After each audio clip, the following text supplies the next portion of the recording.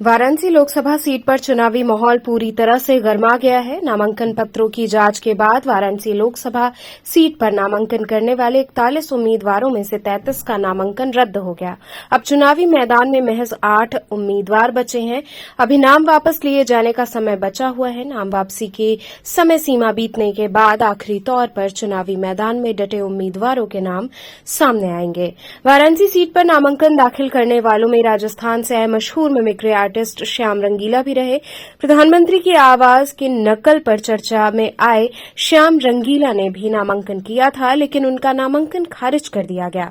Comedian Shyam रंगीला समेत 33 उम्मीदवारों का पर्चा खारिज किया गया है। भाजपा के प्रधानमंत्री नरेंद्र मोदी, कांग्रेस प्रदेश अध्यक्ष अजय राय समेत 8 उम्मीदवार अब चुनावी मैदान में बच गए हैं। कॉमेडियन श्याम रंगीला नामांकन पत्र खारिज होने के बाद काफी भावुक दिखे। उन्होंने कहा कि प्रशासन की ओर से शपथ नहीं लेने के कारण नामांकन पत्र खारिज कर दिया गया। उन्होंने आरोप लगाया कि नामांकन के समय जानबूझकर मुझे शपथ नहीं दिलाई गई। कारण देखिए बहुत सारे हैं और लोगों को समझ में भी आ गए हैं। कारण लोग कहने लग गए हैं वो चीज़ें, और पहले भी कह ही रहे थे, लेकिन जो हमें कारण दिया गया ना, हम पूरा जोर लगा रहे थे। हमें अंदाज़ा था कि हमारा नॉमिनेशन नहीं लेंगे, ठीक है, लेकिन मैं घर से जब चला था मैंने ये चीज़ सोची नहीं थी। मैंने नामांकन लेने के बाद की प्रोसेस सोची थी, लेकिन यहाँ पे आने के बाद जो चीज़ें हुई उससे मुझे लगा नामांकन नहीं ही लेंगे। इतने ट्वीट, इतने मेल, इतने फ़ोन कॉल किए कि मुझे लगा कि 3 बजे के बाद में जो 27-26 लोगों का नामांकन कल हुआ है, 3 बजे के बाद में 26 लोगों का वो मेरे मेल ट्वीट से हुआ है, ऐसा मुझे लगा था। लेकिन आज उसका पता चला कि वो क्यों हुआ। वो अगर नामांकन पहले हमारा ले लेते तो उसमें कुछ टाइम हमें मिल जाता, जिसमें वो कमी निकालते अगर छोटी सी भी, तो उसमें हमें टाइम मिल जाता, उसमें हम दे देते वो चीज़। उन्होंने आज हमें ये रीज़न बताया है, अपने मुंह से बोल करके बताया है कि आपका जो नामांकन है वो इस टाइम पे हुआ है 2:58 पे 14 तारीख को। हमने आप में जो कमियां निकाली है उसके लिए आपके पास डॉक्यूमेंट देने का टाइम नहीं है, तो वो आपकी गलती है, हमारी डीएम की गलती नहीं है। मैंने कहा सर आपने 5 बजे नॉमिनेशन लिया है, 2:58 पे नहीं लिया है। तो उन्होंने कहा तो फिर क्या हो गया, 5 बजे लिया तो आपके लिए लिया है नॉमिनेशन, तो वो भी नहीं लेना था। मैंने कहा सर वो लेना था, लेकिन आपने टाइम क्या लिखा है, 11:59 PM 14 तारीख, तब तक जमा करा सकते हो। इसलिए हम रात को ही डॉक्यूमेंट तैयार करके 10:15 बजे के लगभग यहाँ पे आए थे, और यहाँ पे आने के बाद में वेट किया। डीएम सर आए, डीएम सर आते ही बात सुनी नहीं। उन्होंने बोला भगाओ इनको, यहाँ पे पिकनिक मनाने आए हैं, ये तेरी नौकरी चली जाएगी, पुलिस वालों को बोला है, और हमें भगाया गया है।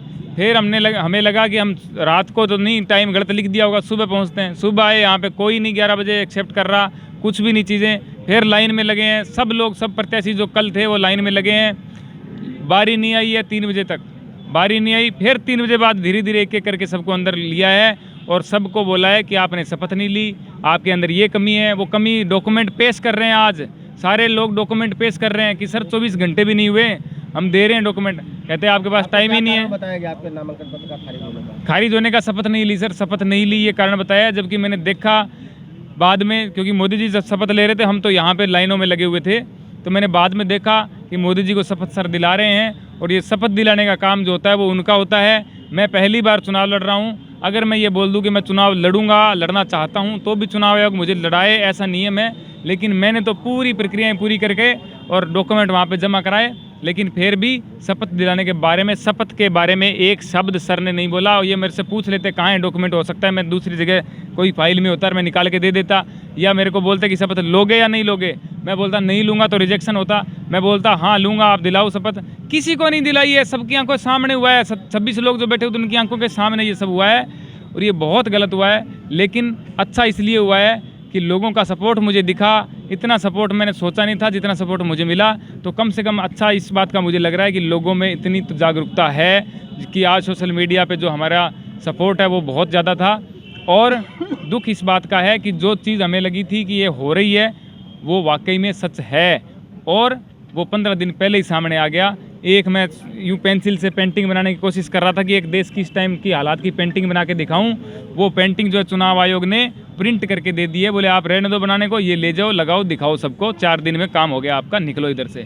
ये बात है। अब कहाँ पे किसको सपोर्ट करेंगे? आपने क्योंकि कल कहा था कि अगर चुनाव मैं करता हूँ तो ठीक है, नहीं अगर मेरा पर्चा खारिज होता है तो मैं यहाँ से जाने वाला नहीं हूँ। सर जाने वाला नहीं हूँ, मैंने ये बोला था जाने वाला नहीं हूँ, लेकिन जो चीज़ें हो रही है मुझे हर कोई यहाँ का जो अच्छा बंदा है ना मुझे आकर के बोल रहा है श्याम जी आप किसी को जगह मत बताओ, आप यहाँ से जो है ध्यान से जाओ, आप बाहर निकलो, ध्यान से निकलो, आप पे बहुत ज़्यादा थ्रेट हैं, आप संभल के रहो, ठीक है। और मेरे पास हर जगह से फ़ोन आ रहे हैं, जब नामांकन नहीं हुआ था उस टाइम आ रहे थे, नामांकन हुआ तब हमें हौसला हुआ कि चलो ठीक है अब कोई दिक्कत नहीं है। तो अब जो चीज़ है, मैंने तो ये भी कसम खाई थी कि गंगा मैया में डुबकी मैं तब लगाऊंगा जब मेरा नामांकन एक्सेप्ट हो जाएगा। अब तो एक्सेप्ट भी नहीं हुआ, लेकिन अब ये थोड़ी है कि माँ से नाराज़गी कब तक हो सकती है सर। माँ है गंगा मैया तो, और बेटे तो हम भी गोद लिए हुए हैं ही, मोदी जी अकेले थोड़ी हैं, कह के चले गए। लोकतंत्र तो जिंदा रखो यार।